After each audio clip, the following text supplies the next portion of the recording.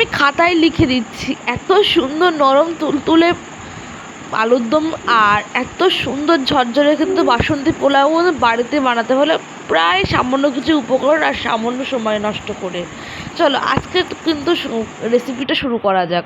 দেখো প্রথমেই কিন্তু আমি 1 কেজি আলু নিয়েছি আর নিয়েছিলাম 600 গ্রাম চাল, গোবিন্দভোগ চাল। এখানে কিন্তু মশলা ছিল কিন্তু একটা বড় সাইজের আদা মিডিয়াম, আর ছিল লবঙ্গ, এলাচ, প্রায় 5-6টা কাঁচা লঙ্কা, আর 5-6টা ছিল শুকনো লঙ্কা, প্রায় 250 গ্রাম টমেটো, আর ছিল কিন্তু এখানে কাজু কিশমিশ, কাজু পোস্ত, আর কিন্তু ছিল চাল মগজ। এগুলো প্রায় ওই ধরো 50 গ্রাম করে ছিল সবগুলো।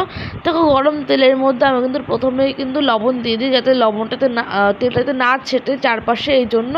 তারপরে কিন্তু আলুগুলো কিন্তু দিয়ে দিই। আর এই পাশে কিন্তু তার মধ্যে কিন্তু আমি একটু দইয়ের পেস্ট বানাচ্ছিলাম, তার মধ্যে কিন্তু দিয়েছিলাম প্রথমে গোলমরিচের গুঁড়ো, তারপরে কিন্তু দিয়েছিলাম আমি এখানে একা একা কাশ্মীরি লঙ্কার গুঁড়ো সামান্য পরিমাণে, কারণ এটা কাশ্মীরি আলুর দম করছি না, এটা কিন্তু করছি আমি এটা পোস্ত দিয়ে আলুর দম, পোস্ত আলুর দম যার নাম আমি রেখেছি।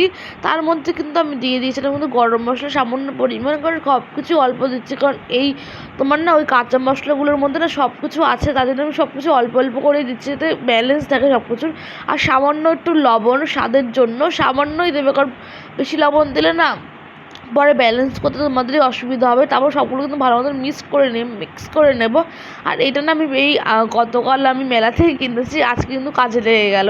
আর এখানে দেখো বাসন্তী পোলাওয়ের মধ্যে আমি কিন্তু কাশ্মীরি লঙ্কার গুঁড়ো, গোলমরিচের গুঁড়ো, গরম মশলা, স্বাদ মতো লবণ, হলুদ, ঘি, আর কিন্তু নিয়েছিলাম কাঁচা লঙ্কা আর আদার পেস্ট, আর তার মধ্যে দিয়েছিলাম সাদা তেল।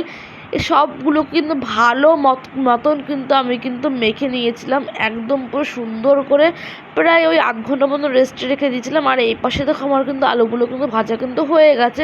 আলুগুলোকে কিন্তু সবগুলো কিন্তু লাল লাল করে ভেজেছি। তোমরা চাইলে কিন্তু প্রেসারে সিটি করে নিতে পারো, সিটি দিয়ে। কিন্তু আমার প্রেসারে সিটি দিয়ে রান্না মানে আলু সেদ্ধ করে রান্না আমার অতটা পছন্দ না, ওই জন্য ভেজে নিয়েছি।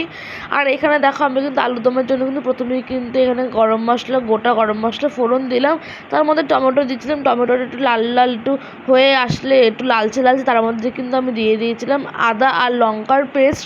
তার মধ্যে কিন্তু ভালো মতন কিন্তু নাড়িয়ে কিন্তু একটুখানি নাড়ানোর প্রায় ওই 2-3 মিনিট নাড়ানোর পর তার মধ্যে দিয়ে দিয়েছিলাম কিন্তু আমি কাজু, আর হলো তোমার ওই চালমগজ, আর ছিল পোস্তর পেস্ট। ওটাকে কিন্তু ভালো মতো নেড়ে ঢাকা দিয়ে রেখে দিয়েছিলাম ওই ধরো 5 মিনিট লো ফ্লেমে। প্রতিটা জিনিস কিন্তু লো ফ্লেমে করতে হবে এটা।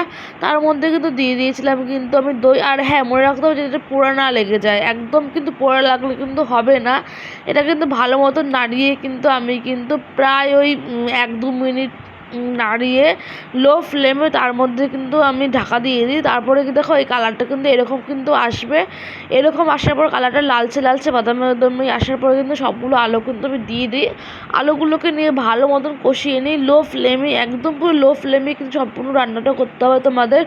তারপরে কিন্তু ওই ধরো আমি বড় কাপের 2 কাপ জল দিয়ে দিয়েছি, কারণ জলটা খুব একটা দেয়নি, কারণ তোমার আলুটা অলরেডি আমাদের সেদ্ধ বা ভাজা ছিল পুরোপুরি, ওই জন্য অল্প জলেই হয়ে যাবে, বেশি জল দিলে না ভালো লাগবে না জিনিসটা। আর এই পাশে দেখো আমি কিন্তু বাসন্তী পোলাওয়ের জন্য কিন্তু প্রথমে কিন্তু কড়াই কিন্তু ঘি দিয়ে দিই। ঘিয়ের মধ্যে কিন্তু কাজু আর কিশমিশ কিন্তু ভেজে নিই ভালো মতন আমি একটু লাল লাল করে। কাজুটা ভাজাটা আমি দেখাতে পারি, কারণ আমার কাছে ফোনের না স্ট্যান্ড নেই বা ক্যামেরা ধরার মতো কেউ নেই। আর এই পরে দেখো আমি কিন্তু একটু ঘি আর একটু সাদা তেল দিয়ে দিই বাসন্তী পোলাওয়ের মধ্যে, কারণ এর মধ্যে অনেকটাই ঘি আছে। আর আমার বাড়িতে সেরকম কেউ ঘি পছন্দ করে না, ওই জন্য আমি ঘিটা একটু অ্যাভয়েড করেছি। তোমরা চাইলে ঘিটা দিয়ে সম্পূর্ণ রান্না করতে পারো।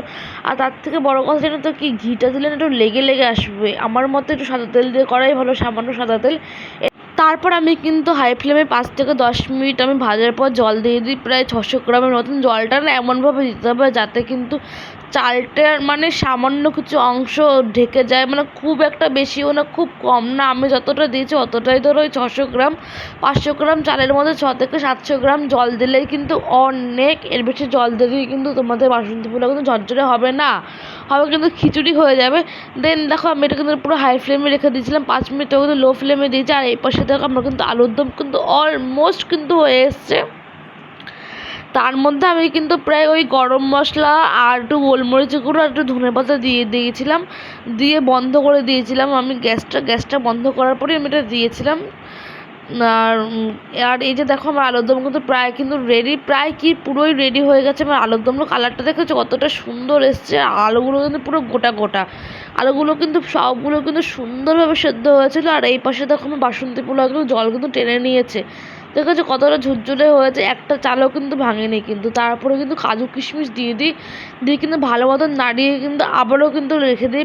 এবার কিন্তু আমি লো ফ্লেমে রাখবো। প্রথমে কিন্তু বললাম প্রায় 5 থেকে 7 মিনিট হাই ফ্লেমে রাখার পর কাজু কিশমিশ দেওয়ার পর লো ফ্লেমে 5 মিনিট, 5 থেকে 7 মিনিট রাখলেই হয়ে যাবে। তো এটা আমি স্টুডেন্টদের জন্য নিয়ে যাবো। স্টুডেন্ট কী বলে দেখাবো রান্নায়।